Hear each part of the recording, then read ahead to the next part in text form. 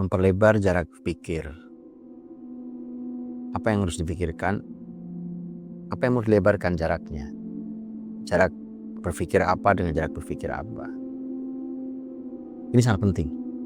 Dan bahkan saking pentingnya, memperlebar jarak pikir ini bahkan bisa menentukan tentang siapa kita dan siapa musuh kita. Selamat datang di Ramadan Kalibrasi Rasa, tempat memberi inspirasi.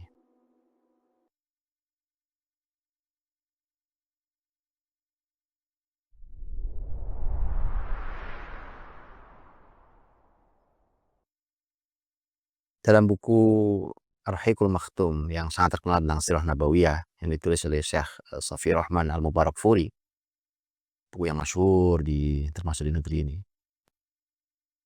Beliau menyebutkan tentang hikmah dari tahanusnya Nabi di Gua Hira. Nabi naik ke Gua Hira, kemudian Nabi bertahanus. Tahanus itu disebutkan oleh Safi Rahman Al-Mubarakfuri di bukunya itu. Ini sebenarnya disebutkan dalam penjelasan sejak zaman sahabat dan tabi'in dahulu. Apa yang dilakukan Nabi di dalam Gua Hira sendirian. Ini sebelum beliau terima wahyu. Ternyata beliau melakukan tahanus. Tahanus itu beribadah beberapa malam dan juga berpikir. Ya, dua poin penting. Satu, beribadah. Yang kedua, bertafakur, berpikir. Ini penting sekali ini. Karena ini yang membuat kemudian kita dekat dengan wahyu adalah ibadah dan berpikir.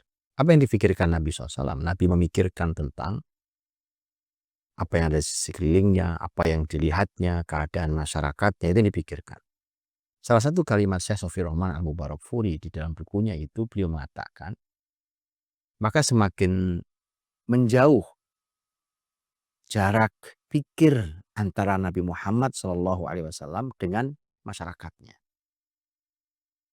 Ini beliau menjadi nabi, belum menjadi nabi, tapi beliau adalah orang yang bersih sejak awal karena mengikuti ajaran Nabi Ibrahim yang dikenal dengan sekelompok kecil masyarakat Al-Hanifiyah.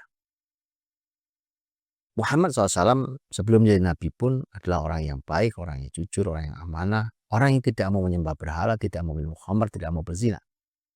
Semakin lama semakin difikirkan kejahilian keadaan umatnya, semakin difikirkan, semakin jauh cara berpikir Nabi dengan berpikir masyarakatnya. Semakin jauh cara berpikirnya. Nah, semakin jauh cara berpikir inilah yang menjadi catatan sangat mahal, sangat penting tentang Ramadan kita. Karena sebenarnya catatannya adalah bahwa ini berhubungan erat nanti juga dengan bulan Ramadan, karena kita tahu bahwa Allah Subhanahu wa Ta'ala ketika menyampaikan ayat tentang Quran diturunkan ke sama dunia, ke langit dunia itu, inna anzalnahu fi lailatul qadr. Sesungguhnya kami menurunkan Al-Quran itu di Lailatul Qadar. Nah, diturun pada Nabi Muhammad SAW mulai bertahap. Dan itu memberikan sebuah sentuhan karena Nabi Muhammad SAW melakukan tahannus di bulan Ramadan. Nabi SAW melakukan tahannus Ramadan sampai kemudian Nabi mendapatkan wahyu pertama, surat Al-Alaq itu. Ramadan memberikan sentuhan lebih dalam tentang cara berpikir. Hanya saja harus kita renungi betul seberapa luas, seberapa dalam, seberapa lebar jarak antara cara berpikir kita atau apa yang kita pikirkan dengan berpikirnya musuh Islam.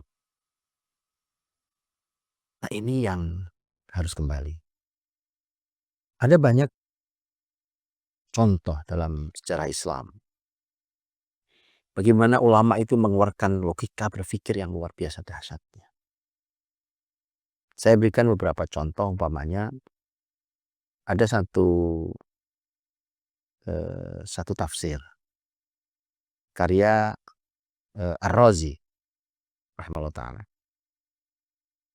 Judul tafsirnya adalah Mafatihul Ghaib atau dikenal dengan tafsir Ar-Razi.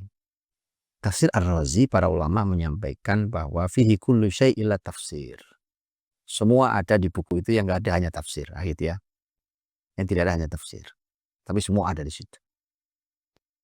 Ini mestinya tidak menjauhkan kita dari kitab ini. Karena kalau kita perlu kitab tafsir, ada banyak kitab tafsir.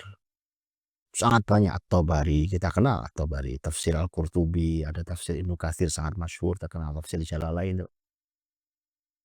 Terus apa yang ada di dalam tafsir Ar-Razi, bukan tidak ada sama sekali sesungguhnya. Tapi apa yang ada di sana, itu cara mengungkap, cara mengupas sebuah kata, kata per kata ayat. Itu begitu dalam, dengan logika berpikir yang luar biasa. Menghasilkan analisa-analisa yang menarik. Bukankah itu sangat diperlukan oleh umat muslim hari ini? Kemampuan berpikir, kemampuan mengupas, kemampuan mentadaburi, kemampuan mendalami, kemampuan mengevaluasi sesuatu dan seterusnya. Bukankah itu sangat diperlukan? Kemampuan berpikir yang sangat tinggi di kalangan para ulama Islam itu sampai, salah satu saja ini dari sekian banyak yang ada dalam catatan, sampai salah satu murid senior dan sekaligus ilmunya paling senior di antara murid Imam besar Imam Abu Hanifah rahimahullah ta'ala adalah Al-Qadhi Abu Yusuf rahimahullah ta'ala. Al-Qadhi Abu Yusuf itu suatu hari diminta oleh Khalifah Harun Ar-Rasyid rahimahullah ta'ala, ini pemimpin dengan kekuasaan dan kehebatan yang sangat tinggi. Kekuasaan, kekayaan, kekuatan, kesejahteraan. Ini puncak di masa dinasti Bani Abbas ya.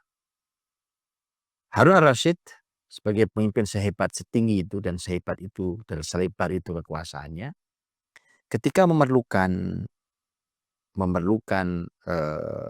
panduan tentang bagaimana mengatur harta negara, itu kemana perginya? Jelas perlu seorang pemikir besar untuk mengatur keuangan negara itu. Tapi kemana perginya? Al-Qadhi Abu Yusuf rahimahullah ta'ala. Nah, ini bukti itu. Bahwa ilmuwan-ilmuwan Islam dahulu, mereka adalah pemikir-pemikir besar. Dan tempat kembali untuk mencari berbagai macam solusi. Sayang, hari ini kemana mereka yang membawa ilmu syariat itu? Kenapa mereka tidak bisa berpikir seperti itu? Al-Qadhi Abu Yusuf menuliskan buku. Judulnya Al-Kharaj. Yang kemudian di muqaddimahnya Al-Qadhi Abu Yusuf mengatakan, di sana jelas disampaikan bahwa ini adalah buku yang ditulis oleh Abu Yusuf untuk Amirul Mukminin Harun Ar-Rasyid. Kemudian dia mengatakan bahwa Khalifah Harun Ar-Rasyid rahimahullah ta'ala dengan doa-doanya disampaikan untuk Khalifah, meminta saya untuk menulis panduan lengkap tentang masalah al-usyur, al-kharaj, tentang zakat, tentang ghanimah, tentang segala macam hal yang berhubungan dengan harta negara. Maka ditulislah buku Al-Kharaj. Harusnya memang muncul pertanyaan ya, sangat serius. Pertanyaan serius itu tentang kemana para pembawa, para sarjana ilmu syariat ini. Kita tidak kekurangan doktor, tidak kekurangan profesor untuk ilmu agama. Tapi apakah mereka adalah sumber pikiran? Apakah mereka diserahi untuk masalah umat, mereka bisa berpikir? Apakah begitu? Maka izinkan saya punya catatan yang Anda tidak boleh baper. Sekali lagi jangan baper. Ini masalah ilmu. Yaitu tentang bahaya tasawuf. Sekali lagi jangan baper. Di mana masalah bahaya tasawuf? Kalau tasawuf itu maknanya adalah tazkiyatun nufus, kesucian jiwa, membangun akhlak-akhlak yang mulia. Kalau itu tidak mungkin ada beda pendapat di antara ulama Islam. Gak ada beda pendapat di antara kita juga. Tetapi yang dimaksud adalah sebagaimana dalam tulisan-tulisan secara ilmiah disampaikan ilmuwan-ilmuwan Islam. Ini contoh-contohnya. Karena gara-gara tasawuf dalam makna yang salah dan sesat, akhirnya orang didorong oleh tasawuf itu hanya untuk zikir, zikir, dan zikir. Pokoknya mendekatkan diri pada Allah, semua masalah umat selesai. Sudahlah, tidak usah peduli dengan semua pertarungan, dengan konspirasi musuh Islam, dengan kejahatan makar yang mereka buat, dengan segala macam penjajahan yang terjadi. Yuk saya berikan contoh langsung, supaya tidak salah paham kita. Ini bahkan terjadi pada penjajahan Mesir saat itu. Yaitu karena Mesir dijajah oleh Perancis, dan kita tahu penjajahnya itu, pemimpin besarnya Perancis saat itu Napoleon, terkenal nama Napoleon. Napoleon tahu persis pintu masuk untuk bisa menjajah, mempertahankan jajahan dia di Mesir adalah pintu tasawuf. Ini ditulis dalam sebuah buku ya, dan tulis dalam sebuah buku tentang masalah tasawuf di Mesir di masa Turki Utsmani. Sampai Napoleon itu karena tahu persis bahwa ini pintu yang paling nyaman untuk mengabadikan jajahannya di Mesir, maka Napoleon sampai menyampaikan kepada masyarakat dengan pintunya pintu tasawuf, yaitu dia mengatakan bahwa Anda semua harus tahu bahwa ini semua adalah takdir Allah Subhanahu wa taala. Oh ya dia.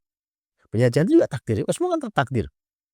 Sementara Anda bersalah kalau Anda menolak dan tidak ridho dengan takdir Allah, dengan ketentuan Allah Subhanahu wa taala. Itu logika apa? Itu logika yang salah. Sehingga yang dimatikan oleh tasawuf sesat adalah pemikiran. Tidak mau berpikir. Itulah yang menyebabkan jatuhnya dinasti besar dan terlama di dinasti Islam, yaitu Turki Utsmani. 6 abad mereka berkuasa. Sebab jatuhnya salah satunya, sebagaimana disampaikan oleh Dr. Muhammad Ali As-Salabi dalam bukunya tentang Turki Utsmani, bahwa tasawuf di zaman di akhir Turki Utsmani itu satu, tasawuf yang sesat. Yang kedua, tasawuf sesat itu punya kuasa dan kekuatan. Itu masalah. Sehingga kemudian rusaklah negeri karena tanpa berpikir. Dengan pemahaman salah yang penting zikir, zikir tanpa fikir. Zikir tanpa fikir salah. Sebagaimana fikir tanpa zikir juga sama. Bahkan sampai kemudian ada tesis S2 di Ummul Qura, judulnya Al-Inhirafat Al-Aqdiyah wal Ilmiyah. Ini tentang penyelewengan akidah dan ilmu, dan di abad 13, abad 14 karena faktor dari tasawuf ini. Dan sekali lagi ini catatan penting buat kesalahan kita. Salah satu yang besar adalah mengembalikan ahli fikir. Tadi Nabi Muhammad SAW yang membuat beliau kemudian diridhoi langit, kemudian mendapatkan wahyu pertama adalah tahannus beliau di Gua Hira, yang itu merupakan puncak kegelisahan beliau, dan jawaban beliau dua sendiri, ibadah dan tafakkur. Beribadah yang beliau bisa, dan berpikir, terus berpikir. Makin berpikir, makin lebar jarak dengan masyarakatnya yang memang tidak suka dengan syariat. Makin jauh dari masyarakatnya yang memang tidak kenal Tuhannya. Makin berpikir makin jauh, makin berpikir makin jauh, makin berpikir makin jauh. Makin lebar jaraknya, makin lebar. Ini menjadi pertanyaan penting buat kita hari ini. Kalau kita belajar syariat sudah, bahkan mungkin kita termasuk sarjana-sarjana agama mungkin. Tapi kok jarak berpikir kita dengan musuh kita kok nggak berjarak? Kok sama? Atau tidak beda jauh? Tentu menunjukkan pertanyaan, bukan? Ramadan tidak mengajar itu.